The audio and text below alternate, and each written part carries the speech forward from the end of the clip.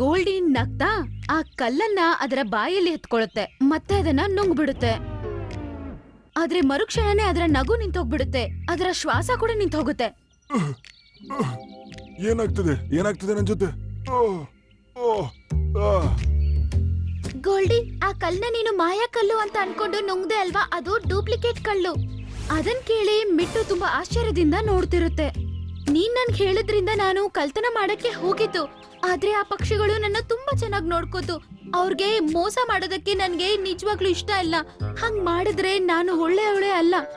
ಅದಕ್ಕೆ ನಾನು ನಿನ್ಗೆ ಒಂದು ಡೂಪ್ಲಿಕೇಟ್ ಕಲ್ಲನ್ನ ತಗೊಂಡ್ ಬಂದ್ ಕೊಟ್ಟೆ.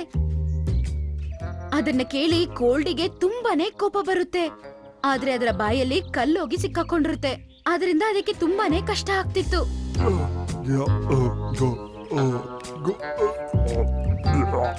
ತುಂಬಾ ಹೊತ್ತು ಅದು ಕಿರ್ಚ್ತಾ ಇರುತ್ತೆ.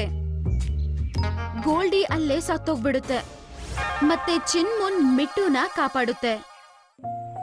ಈ ರೀತಿಯ ಕಾಡಲ್ಲಿರುವ ಎಲ್ಲಾ ಜಂತುಗಳು ನದಿಯ ಬಳಿ ಬಂದು ಸೇರ್ತವೆ. ನದಿಯ ನೀರು ಕೂಡ ತುಂಬಾ ಬಿಸಿಯಾಗಿರುತ್ತೆ. ಮತ್ತೆ ಜಂತುಗಳಿಗೆ ಕೂಡ ಆರೋಗ್ಯ ಸರಿ ಇಲ್ಲ. ಮತ್ತೆ ಎಲ್ಲ ಜಂತುಗಳು ಮಿಟ್ಟು ಮತ್ತೆ ಚಿನ್ಮುನ್ ಬರೋದನ್ನ ನೋಡಿ ಎಲ್ಲ ತುಂಬಾನೇ ಸಂತೋಷ ಪಡುತ್ತೆ.